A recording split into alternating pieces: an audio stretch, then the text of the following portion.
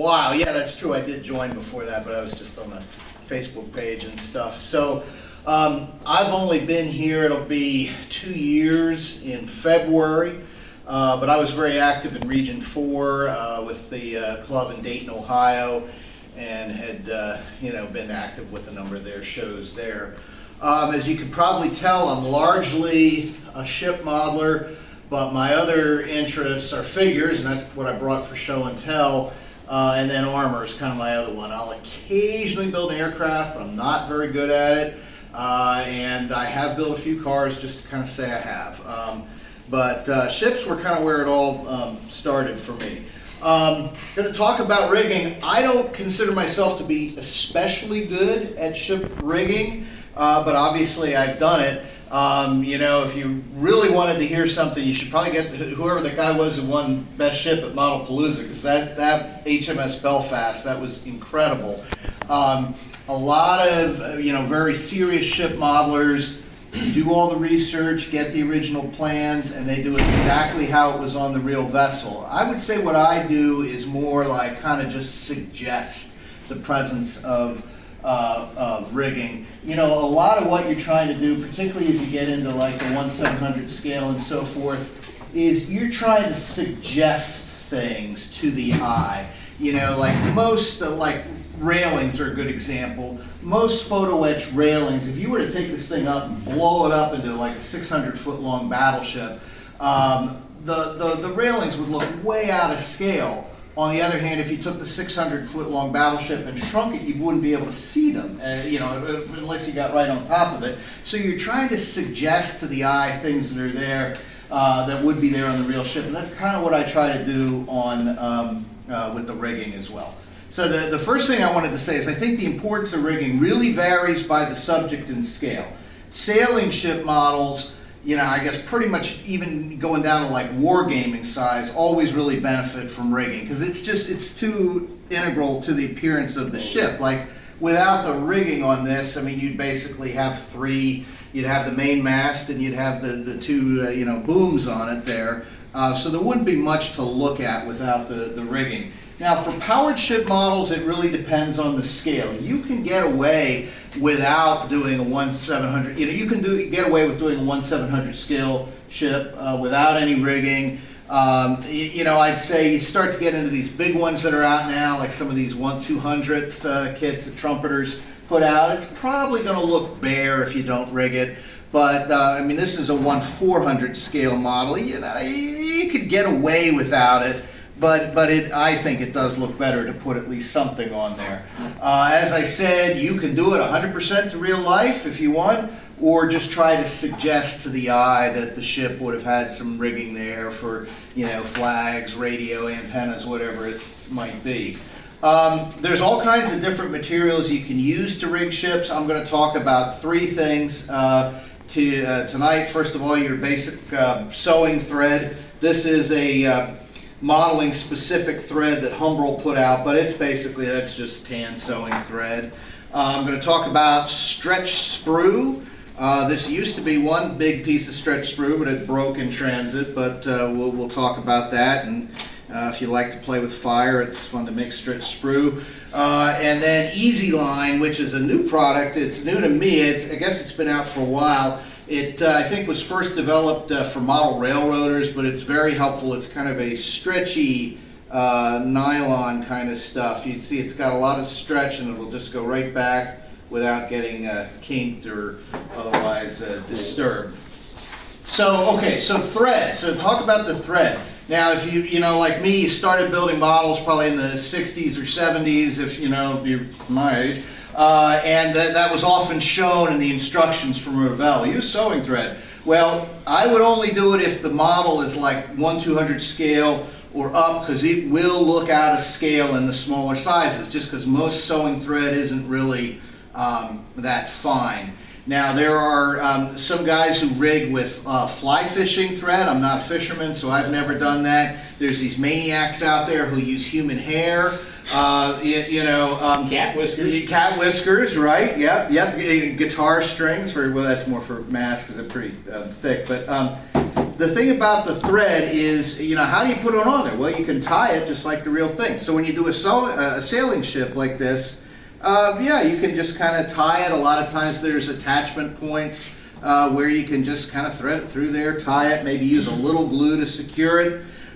You probably notice when you get into like a historic sailing ship, like a clipper ship or old Ironsides or something, the way those worked was if it had like what they called standing rigging that kind of was in place and never changed, that usually had tar on it, so it was black. And then the running rigging that actually was used to adjust the sails was more of a rope color. So, having those two colors is, good if you're doing a sailing ship. One thing about tying anything, whether it's thread or anything else, and this is something to be careful about when you do rigging, is if you tie something, you're going to want to get it looking nice and tight. Because, it looks terrible if you put a piece of rigging on a model and it's kind of limp or loose. But when you tie it, that's going to put some torque on the masts. So that's another thing you have to keep in mind, are how stout are these masts in my kit? And if they're not very, if the answer is not very, you may want to replace them with something like brass rod or wood dowels. This is a Lindbergh kit of the, they called it an oyster, a Chesapeake Bay oyster boat. And the main mast is actually a wood dowel. I replaced the styrene mast that was in the kit. And then the two booms on it are the styrene pieces out of the kit. But that gave me a much stronger foundation for what I tried to do there. One of the things that's really frustrating with rigging, especially if you get into a big sailing ship project, is you tie one, looks really good and it's nice and taut, and then you put another one on, then you put another one on that changes it just a little bit, and all of a sudden things are loose. So that's, the stronger the masts are, the less likely they are to flex back and forth, the better. You can, actually that tends to be true even when you get into the 1/700 scale. You may want to replace some of these thin, like styrene masts. If you're going to do a lot of rigging on it, you're probably going to replace that with a piece of brass rod or something, because it's so much stronger. Okay, so that's thread. Now the other thing, next thing I want to talk about is stretch sprue. So stretch sprue is great because you get sprues with every model, and if you've built a lot of the Japanese or any of the Japanese waterline kits, they often would have a picture showing how to make it. Have like a candle. It would show you pulling it, heating the sprue over the candle and pulling it apart. I didn't want to actually demo this today because I was afraid about setting off smoke alarms. But what I usually do is I usually take a piece of sprue about 6 inches long, and I just hold a match underneath it till it melts and catches on fire. And then you take the two ends and you just gently pull apart until you wind up with a very fine line of styrene plastic. Now the thing is about stretch sprue is it's often rigid enough that you can say, okay, I need a piece about this big, and you cut it, and you can just pop it in there with a little bit of super glue or white glue or whatever, and it will stay in place and look taut without you having to tie anything or tighten anything. So that can be very helpful. The thing you have to be careful about, and this is a mistake I've made on any number of projects, is it's also a little inconsistent in thickness. So sometimes, like even right in the middle of a run of it, you'll have a thicker part and a thinner part, and if you just start cutting, you can get those on your model and find, yeah, those should all look the same, and they really don't. So that is one thing to watch out for. I use a lot of Aleene's tacky glue in modeling. I build paper models too, and it's great for that. But it's really good for like attaching photo etch and attaching rigging, because it kind of holds things pretty well right from the get-go, but it doesn't dry so quickly that if you're still trying to find the right position that you get stuck in place, which sometimes does happen with the CA. Stretch sprue, you can paint it to any desired color. Sometimes if you really are going for that nice fine piece, like I actually tied a actually pulled a pretty fine piece here. That's almost like human hair thickness. Sometimes you'll put one on there, a longer one, and it will have some sag in it. And the little trick there is you heat up an X-Acto blade or something like that under a flame. You don't want it to be too hot. You just put a little heat underneath it, and it'll just tighten it right up. So anyway, I've done a lot with stretch sprue. That's the reason I brought this USS Pennsylvania, the Dragon Pennsylvania kit here. I'll put these on the table afterwards, but this is all stretch sprue on the rigging there. So that actually worked pretty well on that. A lot of times I will use a lighter color on the stretch sprue rigging just to kind of make it pop a little bit more. Some people would prefer it to be darker, which in the case of this model would make it blend quite a bit since it was kind of a very monochromatic camouflage, but that's almost kind of a matter of taste, because it's one of those areas I think where you're trying to fool the eye into seeing something, not necessarily trying to paint it or make it appear exactly as it would in real life, only belong down to a smaller scale. All right, so then the other thing I want to talk about was the Easyline. It's an elastic polymer originally developed for model railroaders. It can be stretched, because it's got a lot of give to it, you can stretch it tight without putting a whole lot of torque on it. It just, to me, it takes a little more patience, because what you got to do is, if you're putting some in place like this, this Admiral Shear, this is a Heller kit, this is rigged entirely with the Easyline. So that's why I brought this one. But you have to have the patience, because you kind of get it attached with super glue, let it get really firm, then you can start pulling it to your next point, finally get it to where it stops and cut it.